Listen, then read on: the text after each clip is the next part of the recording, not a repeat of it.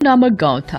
उस गांव में गीता नाम की एक औरत अपने पति राहुल और अपने बेटे गोपाल के साथ रहती थी।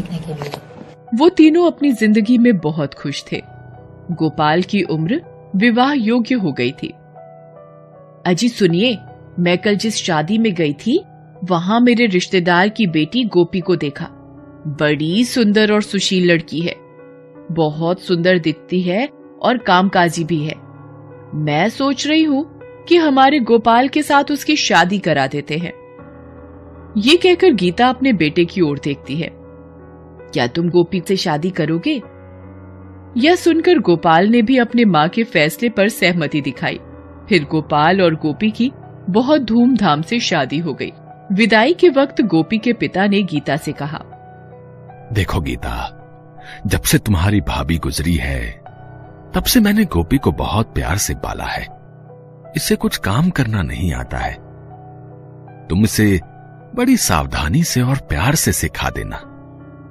अगर वो कुछ गलती करे तो माफ कर देना। गोपी के पिता ने रोते हुए ये सारी बातें गीता से कही।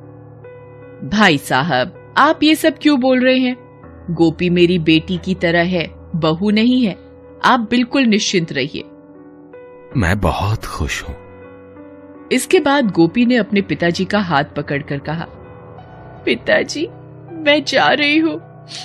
ध्यान रखिएगा अपना और सेहत का ख्याल रखिएगा, और जब भी चाहेंगे आप मुझसे मिलने आ जाइएगा। अपना दायित्व आपने पूरा किया है। गोपी के पिता ने उसे चुप कराया और विदा कर दिया। जैसे ही बहू घर में दाखिल हुई, सभी परिवार के लोग बहुत खुश हुए। कुछ दिन ऐसे ही बीत गए। गोपी बहुत अच्छा खाना पकाने लगी। परिवार के सभी लोग उसके खाने की तारीफ करते थे।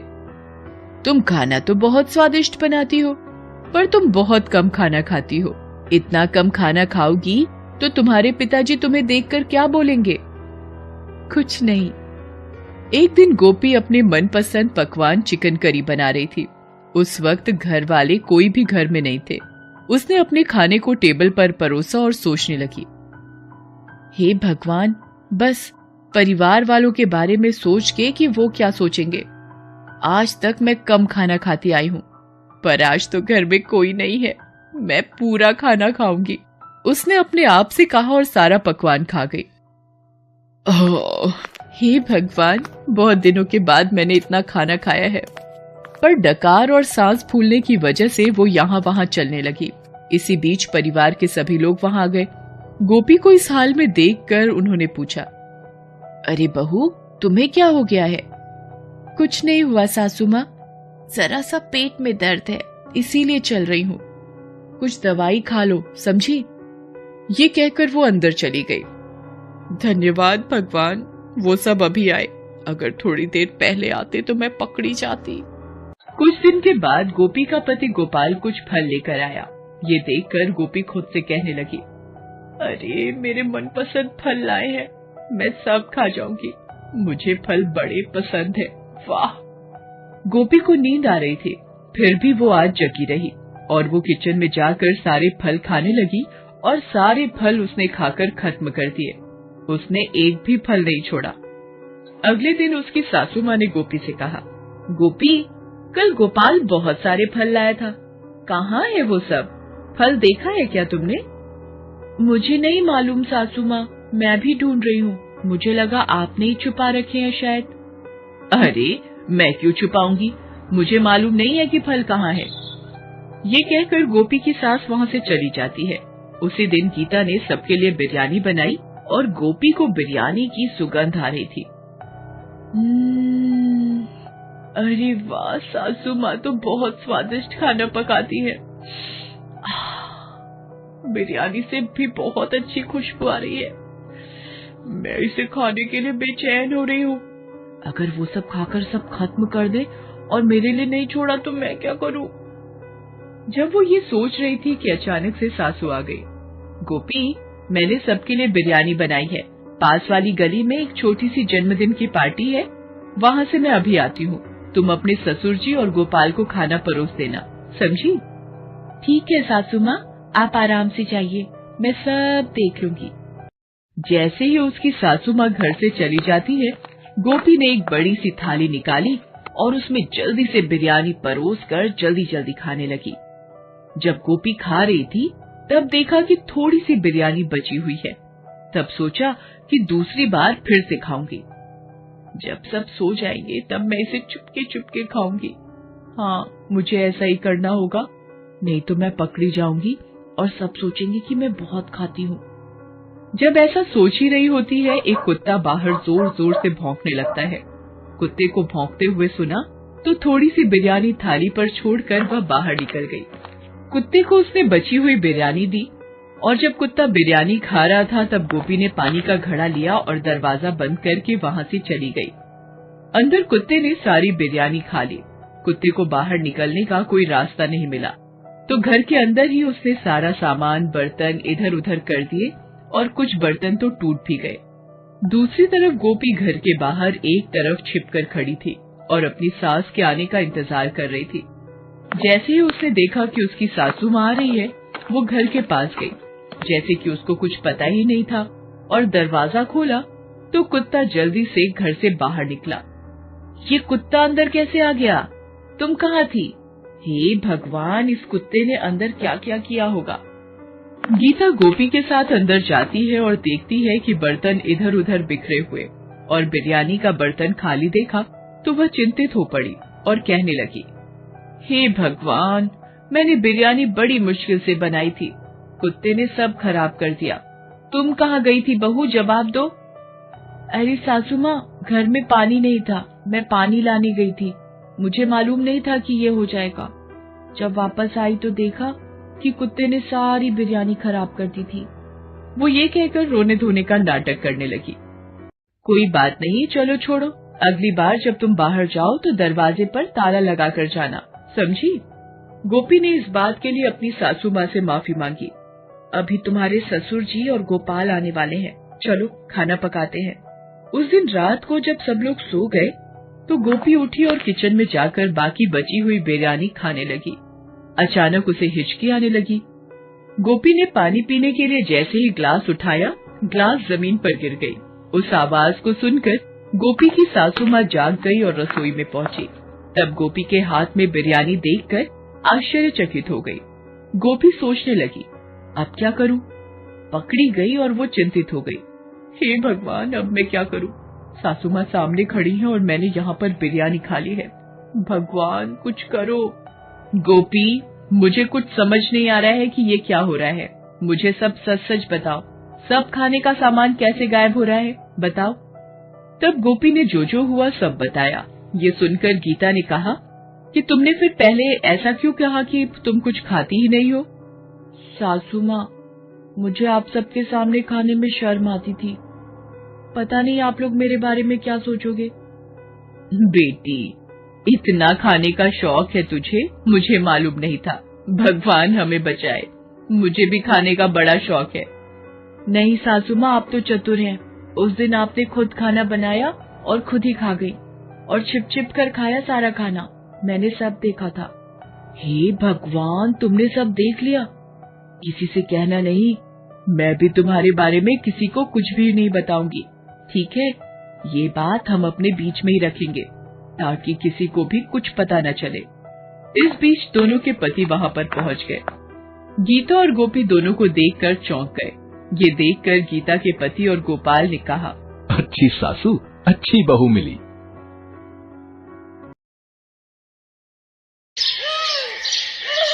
शुभी के रिश्ते की बात चल रही थी। लड़के वालों का फोन आया। शुभी के पापा योगेश प्रसाद ने फोन उठाया। जी नमस्ते भाई साहब। जी 5 बजे रेस्टोरेंट पहुंचने का टाइम है, हम भी टाइम पर पहुंच जाएंगे। क्या हुआ जी? समधी साहब क्या कह रहे थे? यही कि हम टाइम पर पहुंच जाएं। तुम शुभी को कह दो, जल्दी तैयार हो जाएगी। हमें उनके आने से पहले ही रेस्टोरेंट पहुंचना है। शुभी और उसके पापा मम्मी और उसका छोटा भाई रेस्टोरेंट पहुंचते हैं। उधर योगेश प्रसाद भी अपनी पत्नी शर्मिला, बेटे रजत और कुछ रिश्तेदारों के साथ रेस्टोरेंट पहुंचते हैं। सुनो जी, भूख इतने जोरों की लग रही है। घर पर जल्दी जल्दी में 4 गोभी के पराठे, 2 कटोरी दही और सिर्फ 1 कटोरी छोले ही खाए थे। थोड़ी देर से आते तो 2 पराठे मेथी के भी खा ही लेती। चुप भी करो शर्मिला, है? थोड़ा धीरे बोलो, जो मन हो मंगवा लेना। अभी रेस्टोरेंट के अंदर तो चलो। विन्नी, अपनी मम्मी के साथ अंदर पहुंचो, मैं राजेश के साथ आ रहा हूँ। शर्मिला का स्वभाव भुक्कड़ था। उसे कहीं भी जाना हो भूख पहले लगाती थी और वो बेहिसाब खाने लगती थी। उसे अपने पेट पर कंट्रोल नहीं था। कहीं शादी ब्याह में जाना हो, किसी फंक्शन में जाना हो, वो सबसे पहले खाना ढूंढती थी और खाने की चीजों को सामने देखकर उसका खुद पर कंट्रोल कर पाना मुश्किल होता था। रेस्टोरेंट के अंदर सब लोग बैठ जाते हैं। साधना शर्मिला से खाने के लिए पूछती है, बहन जी आप सबको क्या क्या पसंद है वो बता देते तो हम ऑर्डर कर देते हैं सबके लिए। जो जो जिसको चाहिए वो पसंद का आ जाएगा। वैसे sambar, dosa, noodles, chilli potato, momos और मंचूरियन, फ्राइड राइस हमने अभी ऑर्डर कर दिए हैं। डिनर से पहले ये स्नैक्स में ठीक है ना बहन जी? अरे ये तो छोटी मोटी चीजें हैं बच्चों के मतलब की, ये तो मिनटों में हजम हो जाएंगी। आप एक काम कीजिए, 8 प्लेट छोले भटूरे, 6 प्लेट कचौड़ी आलू और 20 समोसे ठीक रहेंगे। ये सब मंगवा लीजिए। सुनो जी, इधर आना जरा। बंदे तो ये सिर्फ थोड़े ही आए हैं, 4 ये खुद घर के लोग हैं और 1 इनके ननद और नंदोई और उनके 2 बच्चे। पर ये इतना सारा खाना ऑर्डर क्यों कर रही हैं? शर्मिला जी शुभी की होने वाली सास है, कुछ बोल नहीं सकती। मैं ऑर्डर देकर आता हूँ। पंकज बेटा जरा मेरे साथ आओ। और फिर भुक्खड़ शर्मिला ने बिना कोई शर्म किए सब खाना मिनटों में चट कर दिया। फिर वैसे मीठे में अगर रबड़ी जलेबी और मिल जाए तो। जी बहन जी, मैं अभी ऑर्डर कर देता हूँ। पंकज बेटा काउंटर पर बोल दो कि यहाँ के लिए जो गुलाब जामुन ऑर्डर किए हैं उनके साथ रबड़ी जलेबी भी भिजवा दें। वैसे तो मैं इतना खाती नहीं हूँ, पर आज मेरे बेटे की शादी पक्की हो रही है तो इसी खुशी में थोड़ा बहुत मैंने सोचा खा लिया जाए। आप सब जोर दे रहे थे तो मुझे खाना पड़ा। अच्छा योगेश प्रसाद जी, अब हम चलते हैं। और फिर कुछ दिनों बाद धूमधाम से शुभी और राजेश की शादी हो जाती है। शुभी शादी के बाद फेरा डालने जाती है। परिवार के सब लोग शुभी के साथ जाते हैं। शुभी, तेरे सास ससुर को जो भी पसंद है बता दे, मैं वही मंगवा भी लूंगी और काफी कुछ घर पर भी बना लिया है। अरे मम्मी, मेरे ससुराल वाले सब कुछ खा लेते हैं, आप चिंता मत करो।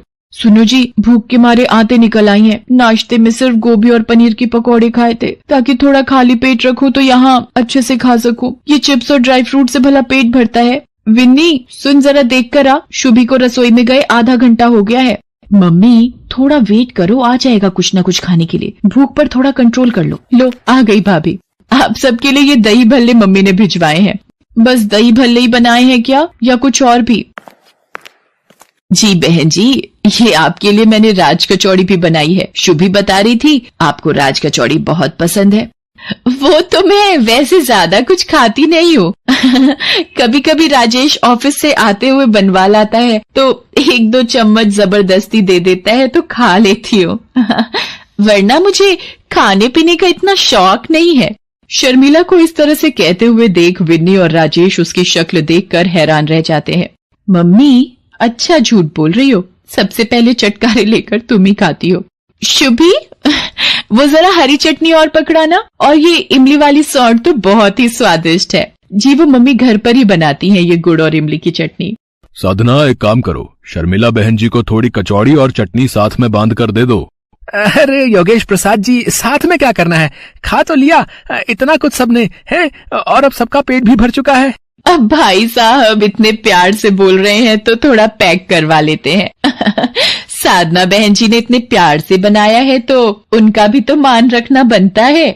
शर्मिला के स्वभाव के बारे में सब रिश्तेदार जानते थे, पर कोई भी शर्मिला के मुंह पर कुछ नहीं बोलता था। एक दिन शर्मिला की सहेली पुष्पा की बेटी की शादी थी।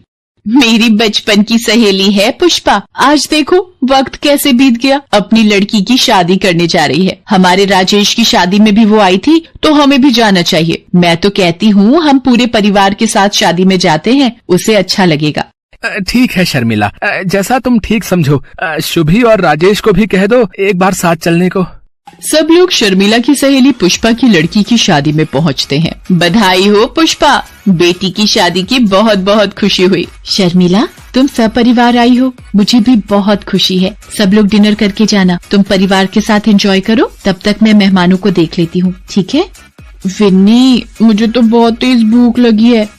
वो सामने स्नैक्स के स्टॉल है, चलकर कुछ खा लेते हैं। मम्मी मैं अभी नहीं जा रही, अभी तो आए हैं, एकदम से खाना शुरू कर दे अच्छा नहीं लगता। माँ जी चलिए मैं आपके साथ चलती हूँ। क्या खाएंगे आप? स्टॉल पर भीड़ है, आप यहीं रुको, मैं आपके लिए कुछ लेकर आती हूँ। शुभी शर्मिला के लिए डोसा स्टॉल से डोसा बनवा कर शर्मिला को दे देती है। शर्मिला शुभी से कहती है, शुभी वो सामने वाले स्टॉल से आलू चाट भी ले लेते हैं। माँ जी आप ये प्लेट पकड़िए, मैं लेकर आती हूँ। सरला, मैंने भी पता नहीं कैसी भुक्कड़ को शादी में बुला लिया। ये शर्मिला तो शुरू से ही भुक्कड़ है, जितने का शगुन का लिफाफा नहीं देगी उससे ज्यादा का तो ये अकेले ही खा लेगी। तुझे तो पता था कि ये शर्मिला अपनी भुक्कड़ आदत की वजह से जानी जाती है, फिर तूने क्यों बुलाया इसे शादी में? छी छी, ये पुष्पा आंटी माँ जी के लिए कितना गलत बोल रही हैं, और ये माँ जी के पास जाकर क्या बोल रही हैं। अरे पुष्पा आओ ना, एक में वाला डोसे का तू भी खा ले, शादी की भागदौड़ में तूने कुछ खाया नहीं होगा। शर्मिला नहीं, अभी मुझे बहुत काम है।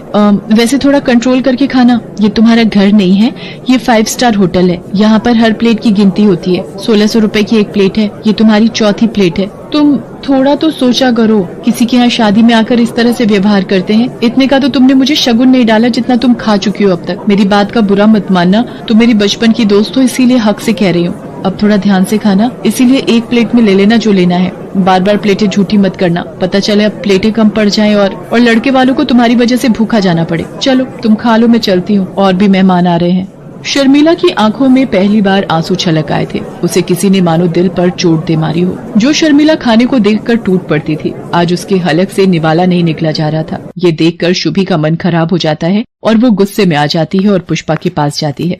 आंटी जी एक सेकंड, क्या आप मेरे साथ थोड़ा साइड में चलेंगी? मुझे कुछ बहुत जरूरी काम है। हाँ जी बोलो, क्या काम है? आपकी हिम्मत कैसे हुई माँ जी का अपमान करने की? अगर आपकी बेटी की शादी का लिहाज ना होता तो शायद आप नहीं जानती कि मैं क्या कर देती। और हाँ, इस 5 स्टार होटल में खाना खाने का जितना भी बिल बना है आपके बैंक अकाउंट में अगले 1 घंटे तक मैंने नहीं पहुंचा दिया तो मेरा नाम भी शुभी नहीं। चलिए माँ जी, अब हम यहाँ एक पल भी नहीं रुकेंगे। जहाँ मेरी माँ समान सासू माँ का अपमान हो, वहाँ मैं एक पल भी खड़ी ना रहूं। सब लोग घर आ जाते हैं और घर आकर शादी से जल्दी लौटने की वजह जब सबको पता चलती है तो सब शुभी पर बहुत गर्व करते हैं। शुभी शर्मिला के गले लग जाती है। तभी शर्मिला कहती है, कोई सुनेगा? मुझे बहुत तेज भूख लगी है। शुभी जरा अपनी मम्मी को फोन लगाकर बोल, हम कल खाने पर आ रहे हैं, वही राज कचौड़ी और गुड़ इमली की चटनी का स्वाद चखने। और शर्मिला की ये बात सुनकर सब खुशी से हंस देते हैं।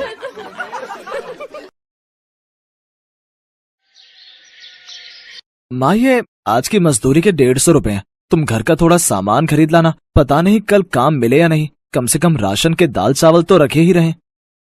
चिंता मत कर बेटा, मुझे फैक्ट्री में काम मिल गया है। 30 रुपए रोजाना के मिला करेंगे, एक टाइम की सब्जी का इंतजाम तो हो ही जाएगा। लाओ माँ, ये 150 रुपए मुझे तो सामान मैं ले आऊंगी। सिर्फ जरूरत का ही सामान लाना, बाकी कोई फालतू सामान लाने की जरूरत नहीं है। पर बहू, अच्छा ठीक है, तू ही ले आ। एक बार देख ले क्या क्या जरूरी सामान लाना है। हाँ हाँ ठीक है। सुनीता यशोदा की बहू जो बहुत ही भुक्कड़ स्वभाव की है। जहाँ उसे खाने पीने का सामान दिख जाए बस, फिर क्या, जो पैसे हाथ में हो सब खाने पीने पर लुटा देती है। बड़ी मुश्किल से मुकेश और यशोदा थोड़ा बहुत मजदूरी से कमाते हैं, पर अपने भुक्कड़ स्वभाव के कारण सुनीता कमाए हुए रोजाना के पैसे फालतू खाने पीने पर खर्च कर देती है। भैया 5 समोसे, 4 कचौड़ी और 6 गुलाब जामुन कर दो। एक काम करो, वो प्याज और मिर्ची के पकौड़े भी कर देना। 130 रुपए हुए बहन जी। 130? अच्छा, मेरे पास 20 रुपए बचेंगे। चलो कोई नहीं, 20 रुपए के आलू ले जाती हूँ। 1 किलो आलू की सब्जी ढेर सारी बन जाएगी। हाँ ये लो भैया, आज तो मजा आ जाएगा। मौसम भी सुहाना है, ठंडी हवाएं चल रही है, लगता है बारिश होगी। और बारिश में पकौड़े, समोसे और कचौड़ी के साथ साथ गुलाब जामुन खाने का अलग ही मजा होता है। सुनीता घर पहुंचती है। मुकेश काम पर गया हुआ था। यशोदा ने सुनीता से पूछा कि सामान कहाँ है, तो उसने हलवाई से खरीदे मिठाई समोसे आगे कर दिए। ये सब क्या है सुनीता बहू, तुमने कल ही तो छोले भटूरे और पूड़ी आलू की सब्जी खरीद कर खाई थी। ऐसे रोजाना बाजार की चीजें खरीद खरीद कर खाना कितना पैसा खर्च होता है। तुमने 130 का ये सामान खरीद लिया, 20 रुपए में आलू ले आई। अब बताओ, 2-3 दिन का खर्चा गया ना?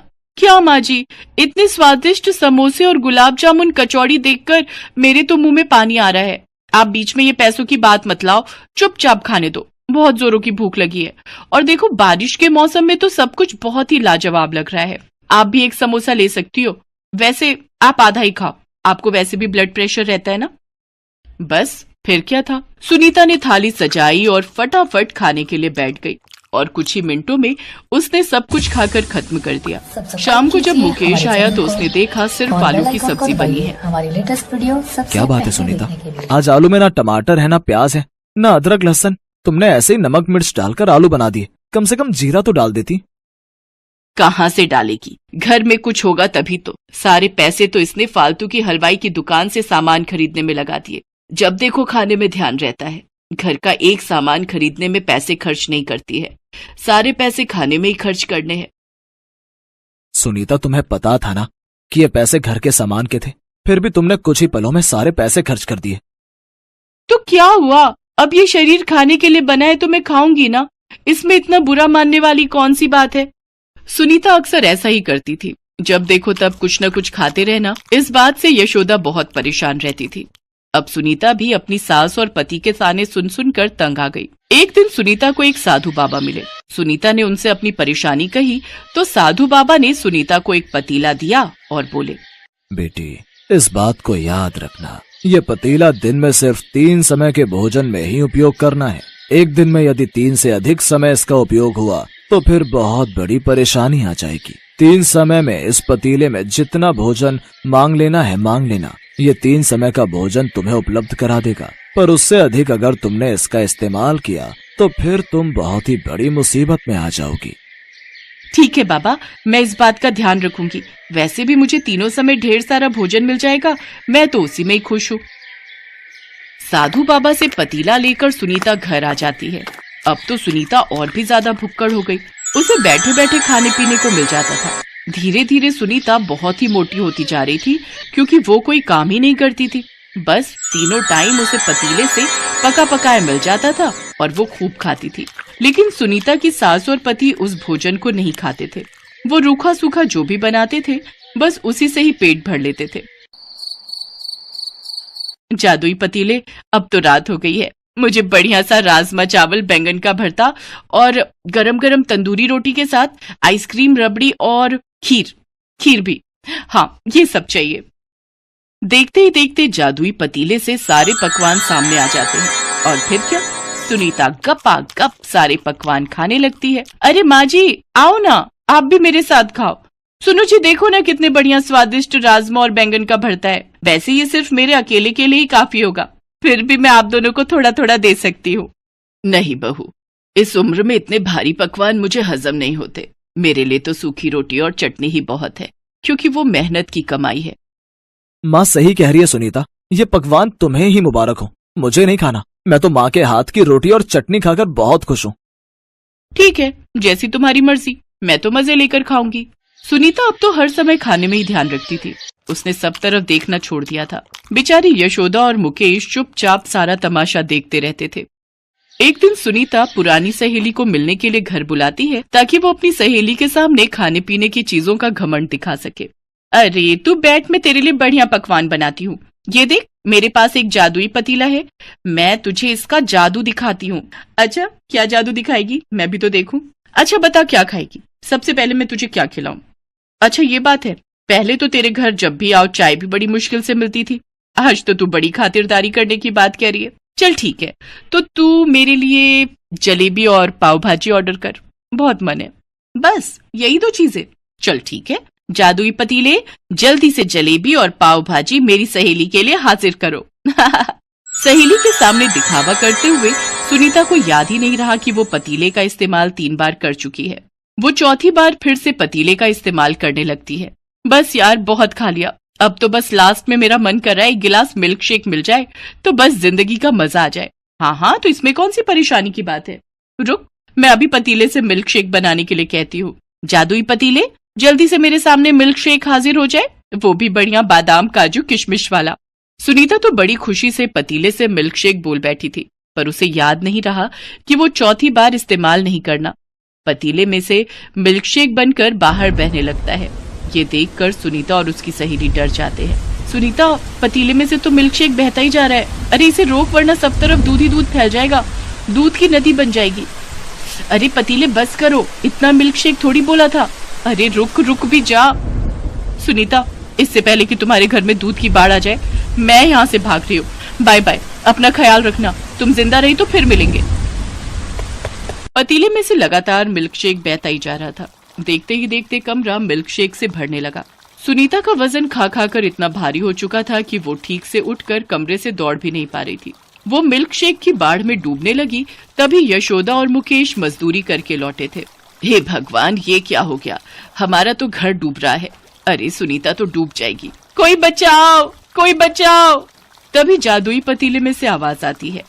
अगर तुम इस बाढ़ से बचना चाहती हो तो मुझे यहाँ से जाना होगा, तभी ये बाढ़ रुक सकती है। हाँ, तुम जाओ यहाँ से। मुझे कुछ नहीं खाना, मुझे तुम्हारी जरूरत नहीं है, तुम चले जाओ। सुनीता देखती है उसके ऐसा कहते ही जादुई पतीला वहाँ से गायब हो जाता है और उसके साथ ही सब कुछ पहले जैसा हो जाता है। सुनीता रोने लगती है। ये सब मेरे लालच के कारण हुआ। मेरे भुक्खड़ स्वभाव के कारण आज मैं मरते मरते बच गई। माँ जी, मुझे माफ कर दो। अब मैं उस चीज की कभी इच्छा नहीं करूंगी जो मेरे बस में नहीं। जितना है उतने में ही सब्र करूंगी। बहुत बड़ी गलती कर दी मैंने आज। जरूरत से ज्यादा खाकर मैंने अपना शरीर भी खराब कर लिया और सहेली के सामने दिखावा करके आज जो मैंने भूल की उसमें मेरी जान भी जा सकती थी। मेरी सहेली तो मुझे बीच मझधार में अकेला छोड़कर चली गई। सुनीता अपनी सास के गले लगकर रोने लगती है। वो घबरा गई थी। ना बहू, ना, रोते नहीं, कोई बात नहीं। सुबह का भूला शाम को घर आ जाए तो उसे भूला नहीं कहते। वक्त रहते तुम्हें अपनी भूल समझ आ गई, ये सबसे बड़ी बात है। यशोदा को और मुकेश को पता था कि सुनीता को बाजार के खाने पीने की आदत है, इसलिए अब वो खुद से ही थोड़ा बहुत जितना बन पड़ता उसके लिए खरीद कर ले आते थे। सुनीता ने भी अपने भुक्खड़ स्वभाव को बदल दिया था। अब वो भी अपनी जरूरत के हिसाब से ही खाती पीती थी। अब उसने फालतू खर्चे भी कर